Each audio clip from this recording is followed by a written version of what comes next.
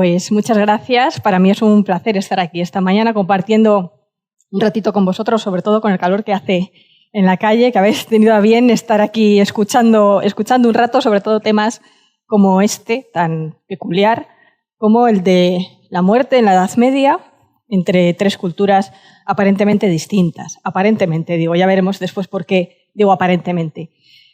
Vengo aquí a hablar de un tema muy simple, en teoría también muy simple, y es que la muerte es la gran niveladora. ¿Quién podría decir lo contrario? Realmente es la única realidad cierta de esta vida para todos los seres humanos. Esa gran niveladora, por lo tanto, podría entenderse como un evento que, más allá de la forma de morir, termina igual para todo el mundo. Habéis visto que a lo largo de estos días, que a lo largo de la historia y de la prehistoria, hay distintas maneras de abordar ese tránsito hacia otro mundo, hacia un más allá desconocido, entendido depende de la época de una manera concreta, pero a fin de cuentas lo que nos marca la pauta es el fin de esta vida física, más allá de ese otro más allá, valga la redundancia, que cada uno entiende a su manera. Bueno, pues yo quiero acotar estos planteamientos a un periodo concreto, la Edad Media, donde coexistieron tres culturas. Por lo tanto, son tres culturas que son distintas, también aparentemente distantes, y sin embargo vienen de un tronco común. Las tres son monoteístas, tienen unos rasgos en común entre ellas y también algunas pequeñas diferencias. Lo que vamos a intentar ver es si cada una de ellas vive y muere de una manera distinta en el territorio de la actual provincia de Soria, más o menos el Alto Duero, porque nos hagamos una idea, y ver cómo podemos reconocer esto a través del registro arqueológico. Bueno, pues vale.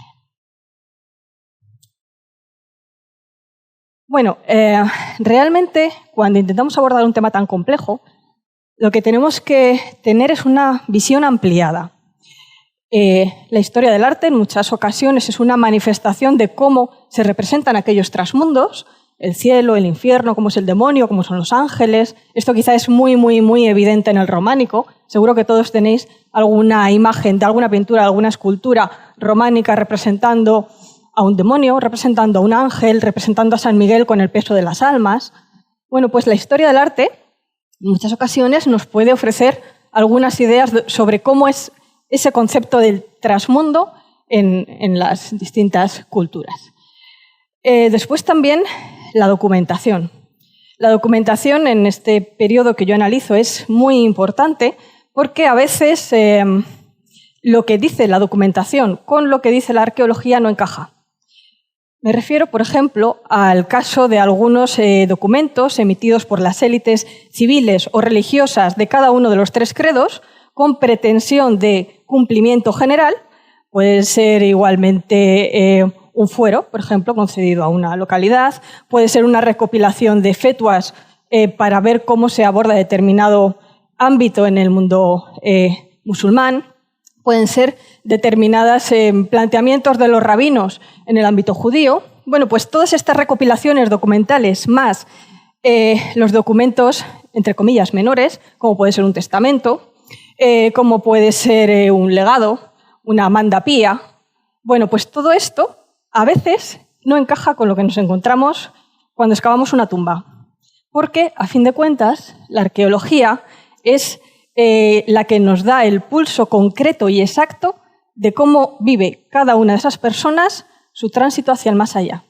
No ellas mismas, porque no sé si habéis caído en la idea de que en ese momento de enterrar a un finado, en la Edad Media ahora también, pero estoy hablando de la Edad Media, quien se encarga de disponer al finado de determinada manera, como es evidente, no es el propio finado, sino que es un gesto hecho por los vivos para los muertos.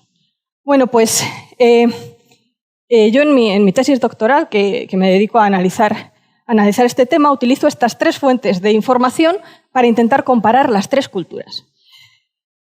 Y cuando hablamos de la Edad Media, también tenemos que ver que es un periodo enorme. Normalmente pensamos en la Edad Media como algo monolítico que sucede cuando en la provincia de Soria, estaban luchando cristianos contra musulmanes, la frontera del Duero, un territorio de batallas. Sí, esto era así. Evidentemente fue un territorio de batallas, de fronteras, de guerras. Pero es que la Edad Media va desde el siglo VIII hasta finales del XV. Fijaros la cantidad de años que pasan, varias centurias, y no es lo mismo el siglo VIII, evidentemente, que el siglo XV. En el siglo VIII tenemos un contexto en el que llegan los musulmanes. No sabemos qué pasa con los judíos, porque las primeras noticias documentales son del finales del siglo XI, XII, o sea, en ese momento ya aparecen judíos en estas tierras, pero que aparezca en un documento no quiere decir que no estuvieran antes. Simplemente quiere decir que ahora tenemos constancia documental de que esta gente estaba aquí. ¿Desde cuándo? No lo sabemos. Con lo cual, ¿qué es lo que sucede en ese siglo VIII cuando llegan los musulmanes? Hay aquí unas poblaciones de cristianos, empieza a llegar gente con otro credo. ¿Dónde están los judíos? O sea, ¿cómo coexisten? ¿Qué pasa en ese siglo VIII? En ese siglo IX, en ese siglo X, estamos hablando de muchísimos años, en ese siglo XI y hasta el siglo XII, que es cuando definitivamente los cristianos avanzan sobre todo este territorio que había ganado Al-Ándalus y digamos que la frontera ya estaba pues, bastante lejos de estas tierras del Alto Duero. Esto nos hace también hablar del punto verde que os he colocado ahí. Es que no solamente había cristianos, judíos y musulmanes, sino que tenemos otro componente que es muy complejo de analizar y que es el mundo converso. Tanto todos aquellos que se habían convertido desde el judaísmo al cristianismo, judeo-conversos, o los que lo habían hecho desde el Islam, por lo tanto son moriscos. Y además tenemos otro punto más, y es que cuando llegan los musulmanes, los cristianos que hay en esta zona, ¿qué pasa? O sea, todos esos mozárabes, ¿cómo viven? ¿Cómo mueren? ¿Cómo se relacionan? Fijaros la complejidad de este periodo. O sea, realmente no es que sean solo 3 religiones, sino una variedad inmensa a la hora de poder analizar esto. Por eso también os he comentado, en ese punto azul, las diferencias entre una población mayoritaria y minoritaria.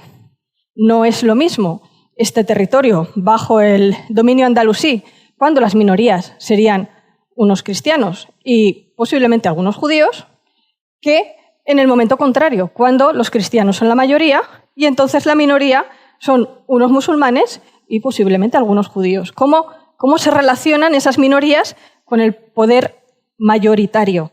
¿Son más, digamos, más tolerantes los musulmanes con las minorías o los cristianos? Y encima en un tema tan delicado como es la muerte. Imaginaros una ciudad medieval. Nos ponemos en el siglo XIII, una ciudad medieval cristiana, una cualquiera.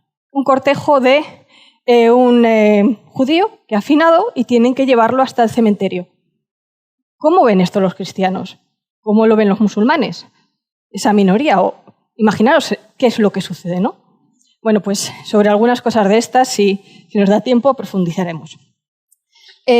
Después también tenemos otro factor que afecta a las 3 religiones o a las 4 estructuras distintas poblacionales, cristianos, judíos, musulmanes y conversos, que son las diferencias económicas y las diferencias sociales.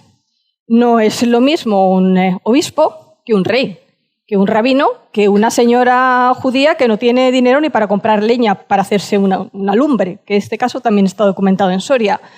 No es lo mismo un alfaquí, que es una élite dentro de los musulmanes, que un guerrero musulmán. Fijaros todos estos matices, cómo influye todo esto en el tema de la muerte. Yo casi os voy a lanzar más preguntas que respuestas, porque realmente cada uno de estos flecos nos podría llevar a 3 tesis y espero que salgan 27 de aquí.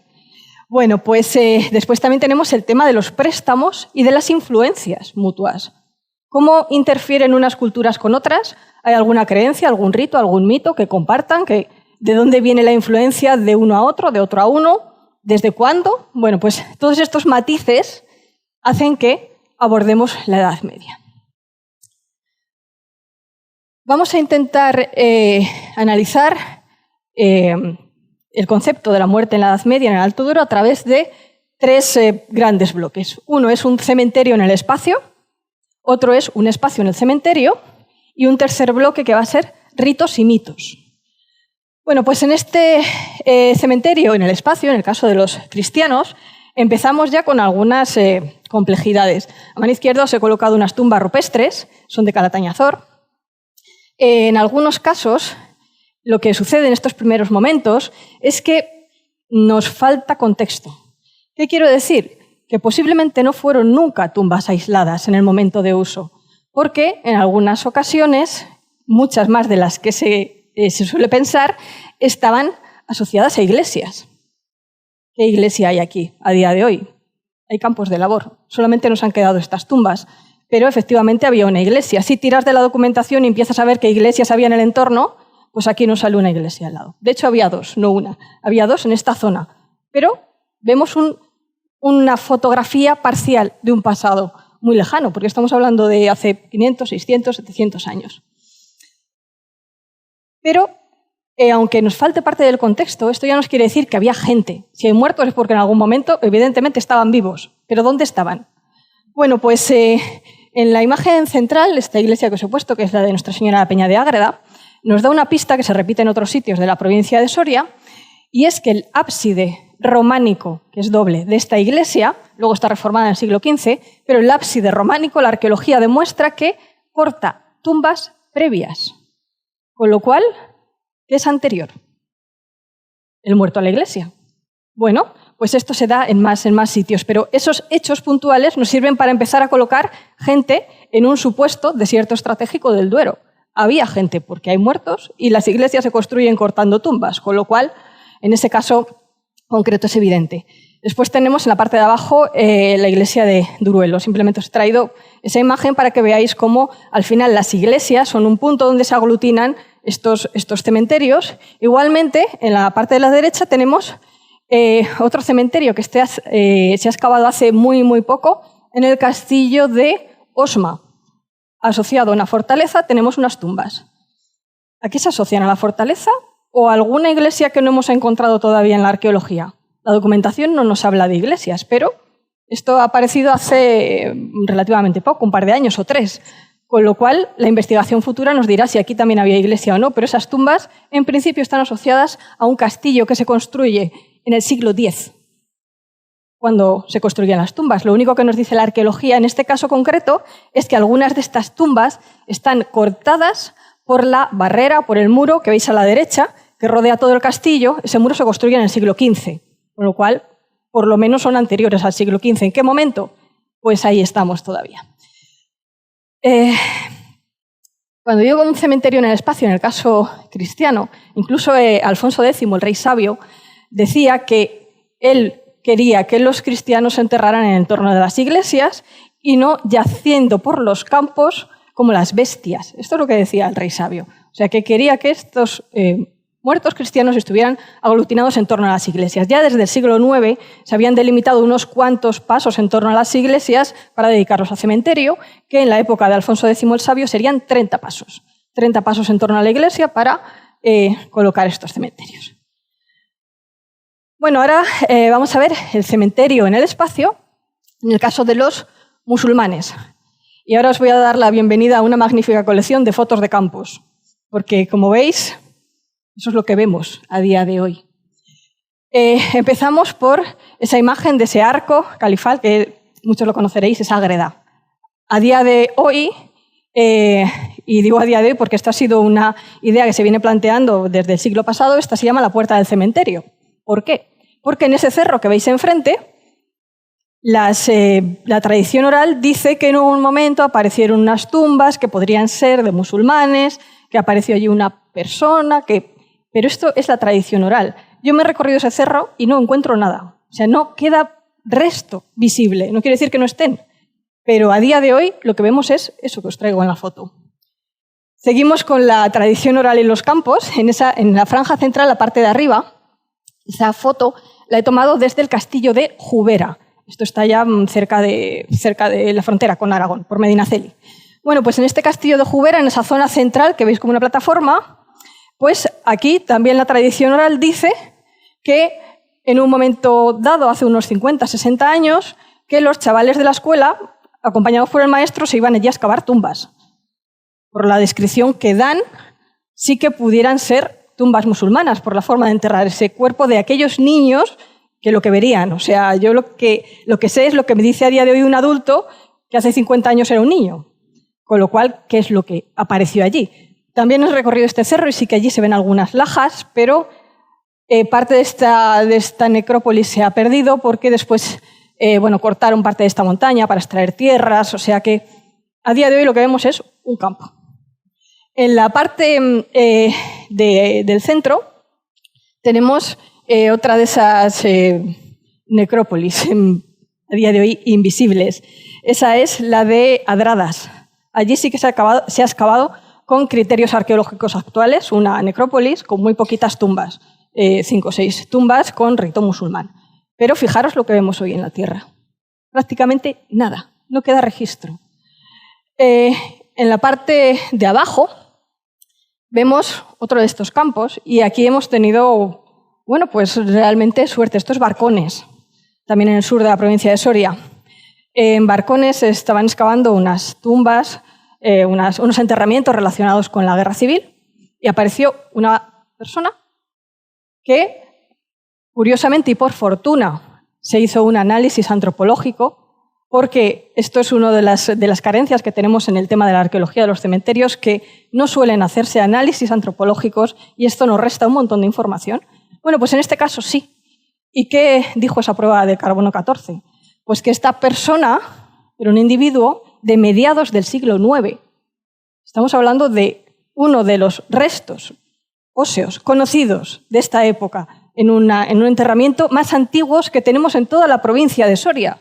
Si no se hubiera hecho este análisis, a día de hoy, ¿qué sabríamos? Pues que allí había una persona enterrada que no encajaba con lo que se estaba estudiando en este momento. Bueno, pues abajo, a la derecha, tenemos otro de estos campos, en esta ocasión acompañado de casas. Esto es Deza. En Deza, hace unos años también, se urbanizó esta zona, se metieron tuberías, se hicieron unas casas y allí aparecieron tumbas con unos individuos que a día de hoy ya ni existen, ya no están allí. Si veis los cortes, pues ya no hay cementerio, pero sí que por lo menos algunas tumbas sí que tenemos conocimiento de que estaban allí, incluso hay alguna foto. De nuevo, un conocimiento parcial. En la parte superior tenemos una foto con una cruz, eso es Morón de Almazán. Allí también se ha excavado una necrópolis musulmana, con técnicas actuales, se han excavado muy poquitas tumbas, pero por lo menos sí que tenemos un conocimiento científico reciente. Es curioso porque, fijaros que ahí tenemos una cruz y que abajo al fondo se ve el pueblo. La necrópolis está en esa zona verde, al lado de los árboles, a la derecha. Bueno, pues es un cerro, en ese cerro está esa cruz y enfrente tiene otro cerro donde en la Edad Media habría un castillo. Ahora veis la iglesia, está en la parte de la ladera. Bueno, pues lo curioso es que esta necrópolis se llama la necrópolis de la Jarea. Jarea viene del árabe aksaría y este término nos habla de oratorios al aire libre, musayas, oratorios musulmanes al aire libre donde se va a rezar y fijaros qué curioso es esto, para pedir por la lluvia. Esto se hace hasta el día de hoy en muchos pueblos, ir a rezar para pedir por la lluvia. Y este es uno de esos casos. A ese cerro hasta hace 4 años se subía a día de hoy a rezar para pedir por la lluvia. Allí salían con San Isidro. Hace 4 años que fui a documentar este hecho, justo pues cambiaron esto y lo hicieron a la puerta de la iglesia ya por no subir hasta allí, pero a día de hoy todavía ese cerro se utiliza para esto. Hay unos restos de unos muros que no se han interpretado hasta fecha actual, pero yo tengo una teoría y es que allí podía haber una mezquita, una de estas musayas, en torno a la cual estaba este cementerio en época musulmana, que se terminaría por abandonar, pero ese sitio ha quedado de alguna manera vinculado con una tradición importante. Fijaros si ha estado vinculado con esa tradición importante que a día de hoy todavía se bendicen ahí los campos. Por eso está esa cruz cristiana. Y después tenemos también casos de notable desconocimiento. Os he colocado una foto de un personaje que conoceréis seguramente bien, es Almanzor. Según dicen las crónicas, está enterrado en Medinaceli. ¿Dónde está la tumba de Almanzor? Pues si alguien me dice que lo sabe, yo sería feliz esta mañana, porque llevo años viendo a ver qué puede pasar con esta tumba. Y fijaros que es un grandísimo caudillo, el mejor caudillo que tuvieron los musulmanes, nunca jamás. ¿Dónde está su tumba? Dice la tradición que puede estar en un cerro en el entorno de Medinaceli, porque muchos cementerios musulmanes se ubican extramuros. Pero digo muchos y no todos, porque la tradición suele pesar más que la realidad. Cuando pensamos cementerio musulmán en el espacio, en la Edad Media, ¿dónde se entierran? Fuera de los núcleos poblados. Mentira. Si empiezas a revisar todas las necrópolis que aparecen a lo largo de toda la geografía peninsular, ves que hay cementerios intramuros en Al-Ándalus, ves que hay cementerios en estructuras tipo rauda, con jardines, en torno a mezquitas, en torno a tumbas de santones. O sea que no solamente están fuera yaciendo por los campos. Bueno, pues Almanzor a día de hoy tampoco sabemos dónde está enterrado, más que podía estar enterrado en Medinaceli. Y seguimos con la colección de fotos de campos, para ver cómo es un cementerio en el espacio en el caso de los judíos. También las necrópolis, los fonsarios, que es como aparece en la documentación, judíos, suelen aparecer, en este caso sí, que suelen aparecer en territorio cristiano extramuros. Los judíos siempre fueron minoría, tanto en Al-Ándalus como en territorio cristiano. En ambos casos estoy documentando que estos cementerios judíos están extramuros. Hay millones, si os ponéis a buscar en planos, en mapas, a analizar los topónimos, veréis que hay millones de cerro judío, hoyo de los judíos, cuesta de los judíos, camino de los judíos, miles en cualquier plano que busquéis. ¿Qué quiere decir esto? ¿Que en aquel hoyo de los judíos, en aquel cerro de los judíos había un cementerio? Pues posiblemente sí y posiblemente no. El que os pongo en el centro arriba es el cerro de los judíos de Berlanga de Duero. Está en muy buena ubicación, está a cierta distancia del pueblo, está en un cerro, cerca pasa un curso de agua. Encaja con lo que podría ser un fonsario judío. ¿Qué aparece en superficie? ¿Qué podemos ver a día de hoy en ese cerro? Pues lo que veis. Puede ser que al excavar sí que aparezca debajo, pero a día de hoy, más allá de esa intuición, no tenemos más. Fijaros hasta qué punto no quedan restos en superficie. En la foto de arriba a la derecha tenemos el Cerro de los Judíos de Deza. Este sí se ha excavado. Y aquí ha aparecido una necrópolis. Se excavó en los años 20, 30 por un grandísimo arqueólogo que fue Blas Taracena. Y allí aparecieron algunas cosas un poco raras de las que luego os hablaré. Pero a día de hoy, fijaros lo que vemos. Un cerro. Bueno, esta foto de abajo a la derecha es el paraje de Benalcalde. Aquí tenemos algunas noticias del cementerio de los judíos, pero a día de hoy tampoco vemos qué es lo que puede haber allí. Al lado de, bueno, yo he sacado la foto desde los lavaderos de Benalcalde, lo que veis arriba es la propia ciudad de Medinaceli. Hay un dato que es un converso que habla de que otra persona conocida la van a enterrar en la iglesia de Nuestra Señora del Baño, que era una de las iglesias que había en la parte superior, en Medinaceli, en el núcleo urbano, y esta conversa decía que ella no quería enterrarse allí, sino que quería enterrarse en el monasterio de la Magdalena, que a día de hoy está desaparecido, que estaba en Benalcalde, porque allí cerca estaba el cementerio de los judíos, con lo cual por documentación sabemos que está por esta zona. A lo mejor en algún momento dado, si seguimos analizando, estudiando a nivel arqueológico, documental, podemos precisar algo más, pero está también por esta zona. Y en la zona de la izquierda, en la foto de la izquierda, tenemos el Cerro del Castillo de Soria.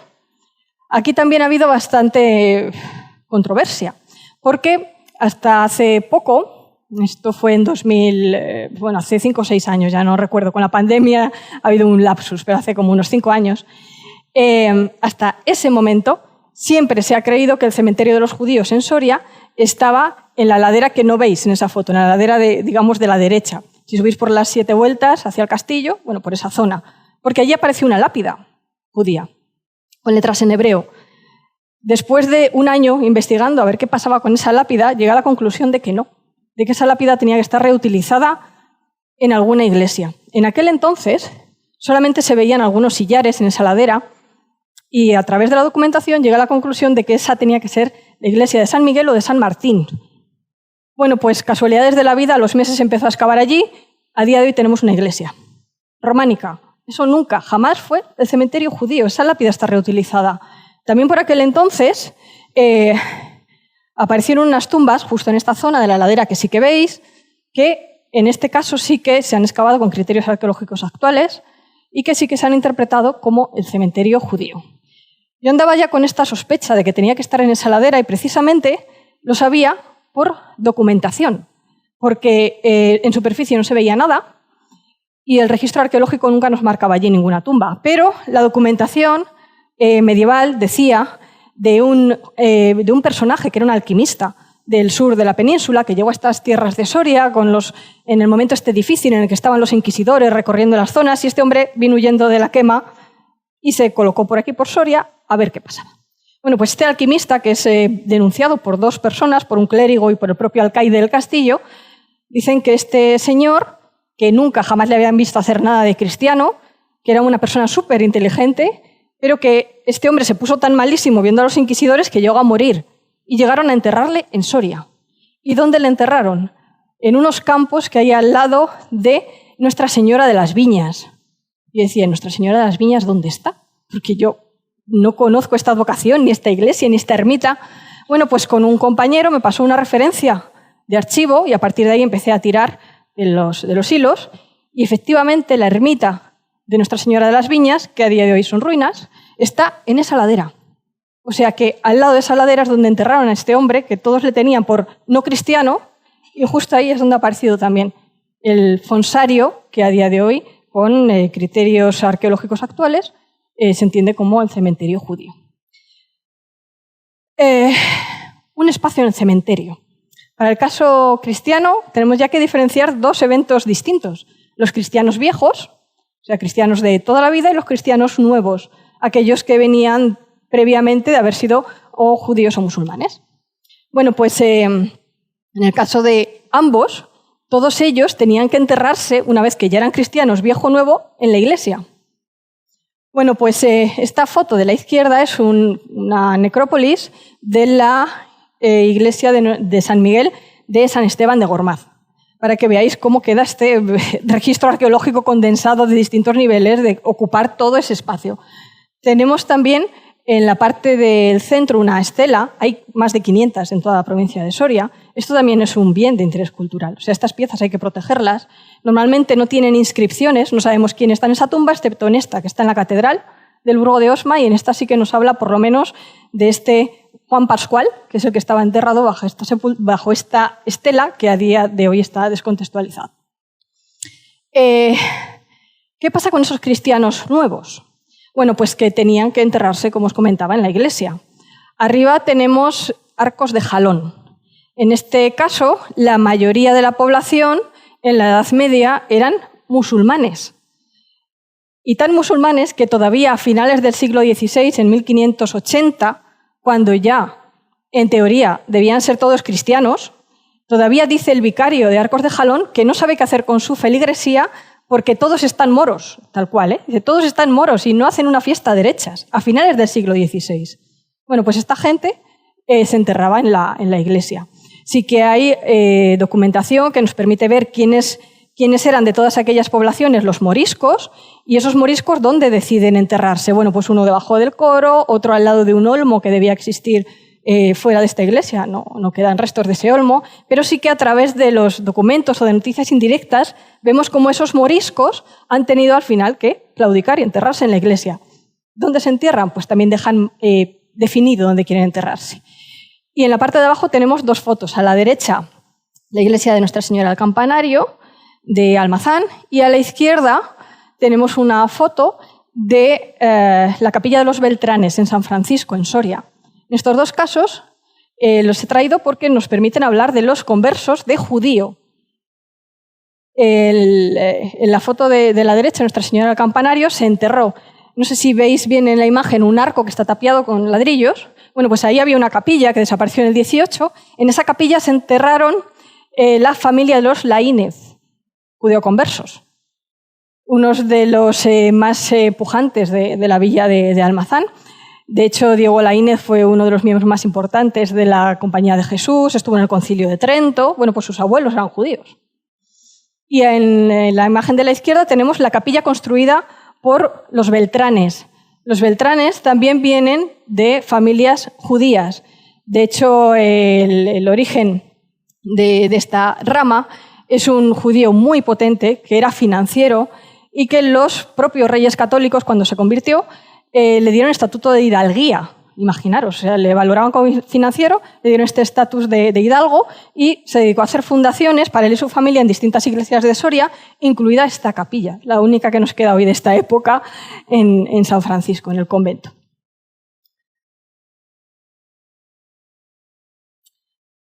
Vale, el espacio en el cementerio en el caso de los judíos. Estas dos imágenes pertenecen a Soria. La de la izquierda es el cementerio que os comentaba que se había excavado en el Cerro del Castillo hace relativamente poco, y la de la derecha es esa lápida de Abraham Satabi, un grandísimo sabio. Es lo que pone aquí: está enterrado Abraham Satabi, un gran sabio que falleció, pero está partida. O sea, nos falta información, pero estos Satabi los documento también en la zona de Ágreda. O sea, son familias muy, muy potentes dentro de los judíos. Sí que entre los cristianos, habéis visto esta imagen de San Miguel, una remoción absoluta del terreno. El terreno es acotado y hay que seguir enterrando, con lo cual, cuando no hay más espacio, se desentierran, se hacen osarios, se vuelven a enterrar otros cuerpos nuevos. Y esto en el caso judío no lo documento de la misma manera. Sí que parece que mantienen ciertas alineaciones, no solo aquí en Soria, sino en otras necrópolis de la península, que no cortan unas a otras, que se mantiene por lo menos la integridad del cuerpo. Pero esto también se ha dicho para los musulmanes, que la integridad del cuerpo se tiene que mantener. Si analizáis las necrópolis que aparecen a lo largo y ancho de la península ibérica, veis que esto no se mantiene siempre. Que si hay que cortar una tumba, en caso de los musulmanes, para inhumar otro cuerpo, se corta, se remueven los huesos, se vuelve a enterrar encima. Lo que dicen las fuentes musulmanas es que, entre comillas, si hay necesidad, se puede hacer. Pues en el caso de los cristianos había necesidad y se hacía. En el caso de los musulmanes, sí había necesidad, se podía hacer, por mucho que se diga que tenían que mantenerse estos cuerpos. En el caso de los judíos, no suelo encontrarlo con tanta frecuencia, estas reubicaciones de huesos para enterrar a otros nuevos miembros. Y es que las poblaciones judías también fueron siempre menores a la población que podía haber de musulmanes o de cristianos. Entonces, quizá no existía esa presión sobre el territorio para tener que dar lugar a cortar, desenterrar o reducir restos para seguir enterrando. De hecho, ni siquiera todos los núcleos con poblaciones judías tenían cementerios, tenían fonsarios. Solamente tenían fonsarios aquellos núcleos que habían llegado a configurarse como aljama. O sea, ya tenían su sinagoga, tenían una estructura para vivir en comunidad. Si no tenían aljama, no solía haber cementerio. Y esto incluso lo tenemos también documentado en Soria. Tenemos el caso de un individuo, de un judío, que muere en Caracena, que es un pueblo que está al sur de Soria, y lo que dicen es que le llevan a enterrar a Berlanga. Hay en una distancia de unos 20 kilómetros, en línea recta entre un núcleo y otro. En Berlanga sí que había aljama y allí sí que había cementerio. No sabemos si ese del cerro que os he mostrado o podía estar en otro sitio, pero desde Caracena se lo llevan a enterrar a Berlanga. Este espacio en el cementerio también lo podemos ver en los musulmanes.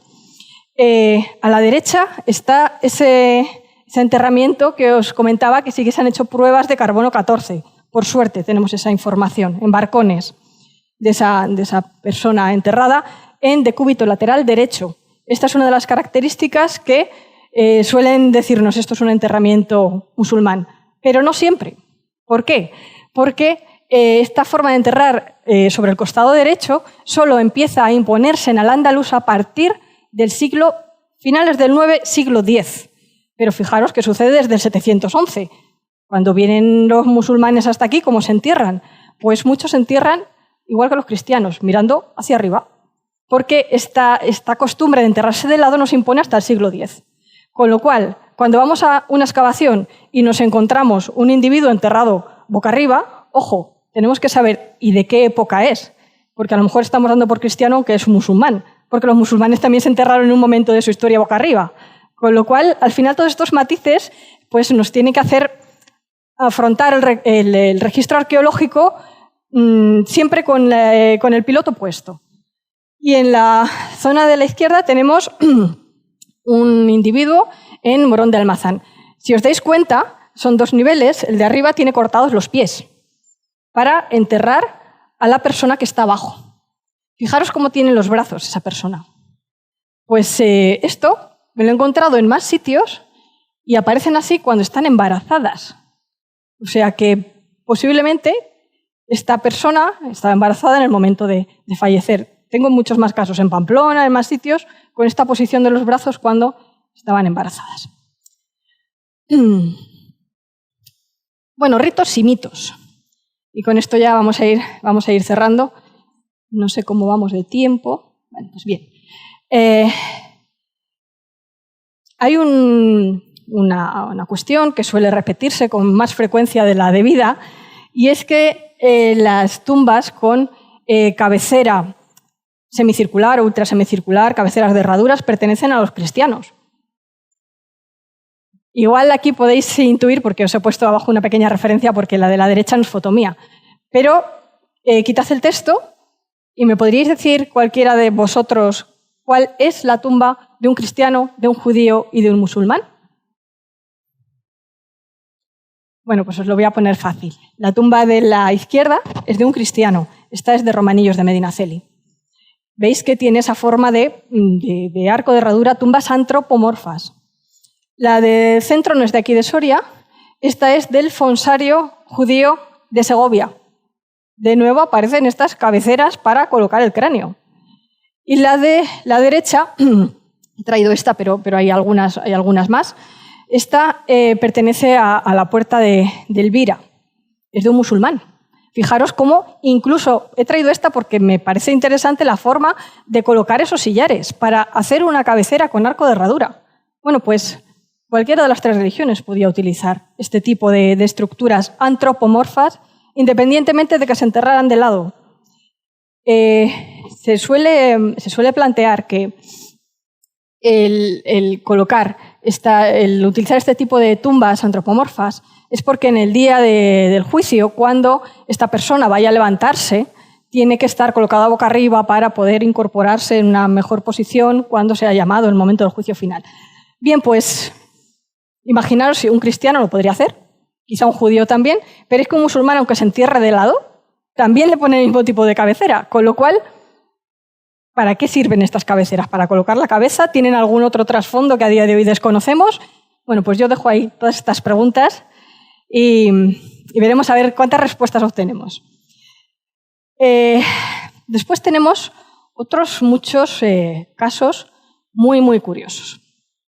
En la parte de arriba es en la necrópolis de San Miguel, esta que os comentaba de San Esteban de Gormaz, que estaba completamente colmatada, y ahí aparece una cruz. Esta cruz patriarcal es un elemento de época románica del siglo XII maravilloso.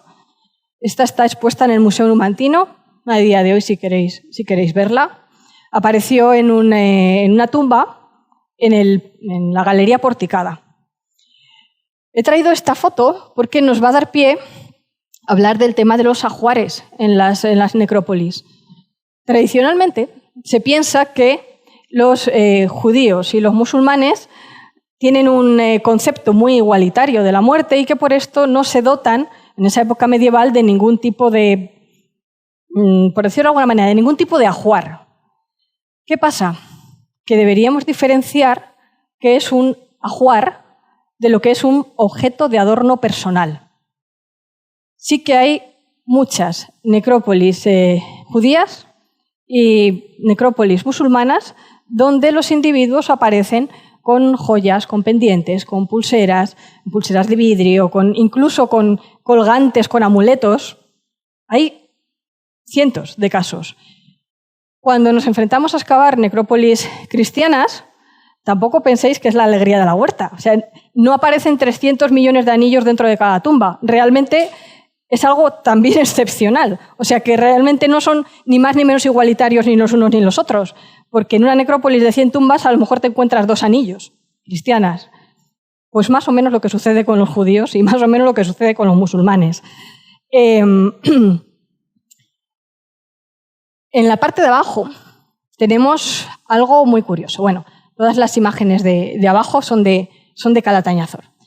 Pero casi esto os lo comento después. Vamos a mirar primero la imagen de arriba a la derecha. Antes os he hablado del Cerro de los Judíos de Deza, que se excavó en los años 30. Bueno, pues esa foto está en el archivo del Museo Numantino y esa es una de esas fotos de los años 30 cuando se excavó esta necrópolis.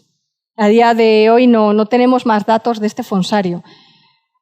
¿Qué vio Blas Taracena cuando excavó este fonsario? Pues algo de lo que todavía quedan muchas más preguntas por hacernos. Decía que estos individuos, que debían de ser judíos, porque aparecieron algunos anillos con inscripciones en hebreo, efectivamente aparecieron algunos tipos de joyas, algunos alfileres, algunos elementos que sí que le hacían pensar en que esto podía ser la necrópolis de los judíos. Todo este material está depositado en el Museo Numantino. Apareció también una moneda del siglo XIV. Y estos individuos, según publica Blas Taracena en un único artículo que le dedicó a esta necrópolis, no sé exactamente por qué no volvió a dedicarse a este tema, decía que estaban completamente atravesados por clavos, de arriba a abajo, todas las partes del cuerpo, todas las extremidades estaban clavados, el cráneo los tenían tachonados completamente. ¿A qué se debe esto? Esto no encaja en absoluto con ningún tipo de práctica judía. De hecho, el respeto al cuerpo es absoluto. No se me ocurre cómo un judío podía clavar de esa manera, según describe Blas Taracena, a otro individuo para meterlo en una tumba. ¿Que lo hiciera un cristiano? Cabe otra posibilidad, que un cristiano, pues por motivos X, ha tachonado de clavos a este individuo judío. Pues tampoco lo sabemos, porque no se ha vuelto a excavar. Ojalá en algún momento dejen volver a confirmar este registro. Pero estos cuerpos clavados no solo han aparecido en Deza, sino que en el siglo XIX había un clérigo por la zona de Medinaceli que dijo que en el término de Benalcalde aparecieron unos cadáveres atravesados por clavos. Ya os he comentado que en Benalcalde dicen los documentos que allí había un fonsario judío. ¿Se estaba refiriendo al mismo fonsario el que en el siglo XIX dijo que en Benalcalde había tumbas y había individuos atravesados por clavos? Pues no lo sé. No hemos podido excavar en Benalcalde, no hemos dado con la necrópolis. En Deza tampoco se ha vuelto a excavar con criterios actuales. Aparecen materiales que sí que se han estudiado en los años 80, pero aparecen muy mezclados. Aparecen algunos materiales también tardoantiguos en esa necrópolis, con lo cual creo que necesitamos una investigación reciente y actual sobre este cerro. Así que si hacéis fuerza, pues igual sería conveniente volver a excavarlo. Bueno, y en la parte de abajo tenemos 3 muestras de cosas que aparecieron en Calatañazor, en la necrópolis de Santa María del Castillo, la iglesia que a día de hoy está en el centro del núcleo de Calatañazor. A mano izquierda tenemos algo muy raro. Es una de estas reutilizaciones de cráneos con 2 vasijas en el centro. Nadie ha podido explicar todavía a qué se debe eso. No son únicos los casos donde aparecen individuos con algún tipo de cerámica, de vasija, de orza dentro de la tumba, pero no solo entre los cristianos, también entre los judíos y también entre los musulmanes. Con lo cual, ¿esto a qué se debe?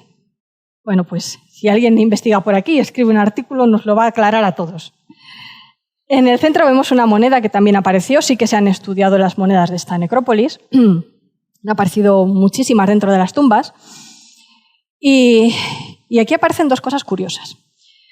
Una de ellas, y esto se repite en otras necrópolis, pero a veces los informes arqueológicos que se entregan no son lo precisos que después, cuando quieres analizarlos con criterios de preguntar hasta el último detalle de qué es lo que pasa allí, se te quedan cortos en algunos detalles, porque a veces aparecen informes de relaciones de tumbas con ajuares, apareció una moneda. No se estudia la moneda, no se sabe sí que apareció una moneda, pero ¿de qué época? ¿Dónde? ¿La tenía en la mano? ¿No la tenía en la mano? Este tipo de precisión muchas veces no está en los informes arqueológicos y a día de hoy nos resta conocimiento sobre la realidad arqueológica de lo que pudo haber allí.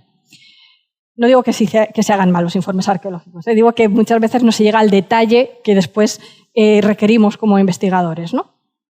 Bueno, pues en Calatañazor, como en otros tantos sitios, han aparecido monedas asociadas a tumbas. En algunos casos se da la circunstancia de que el individuo que está más arriba enterrado dentro de estas tumbas es mucho más antiguo que la moneda que aparece en la parte de abajo.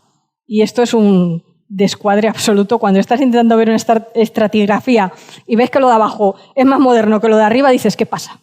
Esto quiere decir que posiblemente muchas de estas monedas se reutilizaban en las mismas tumbas con un determinado fin para el más allá. Entre los cristianos se suele decir que esto es un rito romano cristianizado. En efecto, sí que es así, es un rito romano, el pago del óvulo a Caronte, romano y griego. Entre los griegos también existía este tipo de pago para cruzar la laguna Estigia, para ir al más allá. Bueno, pues en los cementerios cristianos he llegado a encontrar monedas hasta del siglo XIX. O sea que este rito ha persistido en el tiempo. ¿Qué es solamente un rito cristiano? Pues no. Los judíos también lo hacían. También hay necrópolis judías donde aparecen monedas, os he hablado de Edesa, pero la documentación nos dice lo mismo. Hay algunos casos donde se entierra a los finados con una moneda en la mano. Y si son conversos, a veces se les entierra con una moneda y con una cruz de cera. Esto aparece en los documentos de la Inquisición, como una de las denuncias que se hacen a estos conversos, porque están haciendo algunos ritos que pueden dar lugar a sospecha. Pues dicen que incluso les entierran con una moneda y con una cruz de cera. Y entre los musulmanes también sucede. Incluso sucede en un lugar tan alejado de la península ibérica como puede ser Pakistán. En Pakistán hay un cementerio cristiano musulmán del siglo XIII, donde hay un santón y aparece el individuo con una colección de monedas en la mano. Quiero decir con esto que si aparece en Pakistán en el siglo XIII, en un musulmán, ¿por qué va a ser un rito cristiano? Un rito que los cristianos utilizan, de los romanos lo cristianizan y lo utilizan. Realmente el vínculo entre estas tres religiones está en Oriente, no está aquí. Es posible que este rito haya sido utilizado por las tres religiones, pero no porque en la península ibérica tuvieran interconexiones entre sí, sino porque esto lo venían utilizando desde Oriente. Lo utilizaban mucho más allá del momento en el que aquí estaban coexistiendo estas tres culturas. Y finalizamos con esta hamsa, que es un amuleto maravilloso que a día de hoy he creado una ruta cultural incluso asociada con este logo para visitar aljamas hebreas sorianas. Esta mano es maravillosa, es una joya, tiene un tamaño de unos 20 centímetros y apareció en esa misma necrópolis de Santa María del Castillo de Calatañazor. Es un amuleto, esta forma de mano, como la mano de Fátima que utilizan los musulmanes, que lo utilizan las tres culturas. Es un elemento protector para cualquiera de los tres. Pero, en este caso, lo más curioso es que en el centro aparece una franja con unas letras escritas en hebreo. Ahí pone Vidal.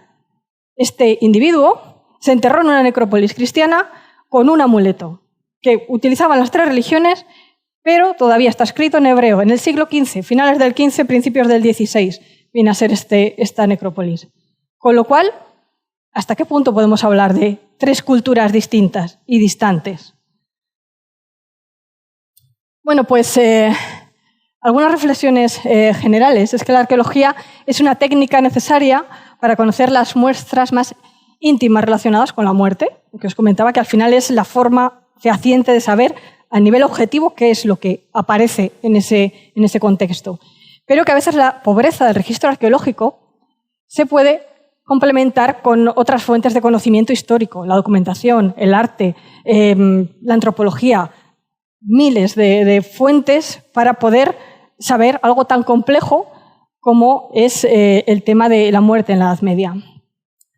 Las tres culturas ante la muerte en el medievo lo he planteado como un mundo heterogéneo con puntos de conexión. Ya hemos visto en las similitudes en los tipos de tumbas, en los rituales que también podían utilizar. Por lo tanto, es posible que esas diferencias en las necrópolis no obedezcan tanto a una religión en concreto, sino a las diferencias socioeconómicas, que estas son transversales a cualquiera de las tres religiones. Y la tercera idea que me viene a la cabeza al plantear esto son las dificultades que tenemos para conocer esos mundos híbridos, esos mundos de principios y de finales de la Edad Media. De principios, por estas tumbas que os comentaba hasta el siglo X, el siglo VIII, IX y X todavía son muy complejos de analizar, y a finales de la Edad Media, porque a partir del siglo XIII, XIV y sobre todo en el siglo XV, hay un importante factor que es el mundo converso. Cómo interactúan los conversos con esa sociedad a la que ya no pertenecen y con esa sociedad a la que ahora pertenecen ex novo. Bueno, pues todos esos matices también se llevan al más allá. Para terminar, os voy a leer una reflexión que me parece muy buena. A ver, aquí. Aquí, esto están hablando un sastre de Almazán que se llamaba Juan Sánchez. Este era un judeoconverso hacia 1500. Ante el consejo de Sancha López, de otra mujer de Almazán, le dijo esta mujer al converso: Juan Sánchez, no es tiempo agora que os muráis en la ley de vuestros abuelos, que otra ley tenéis ya mejor. Y a esto respondió Juan Sánchez: anda, buena mujer, quien a vos os sacase agora de vuestras costumbres, ¿qué faríades? ¿Y qué haríais vosotros? Bueno, pues hasta aquí, muchas gracias.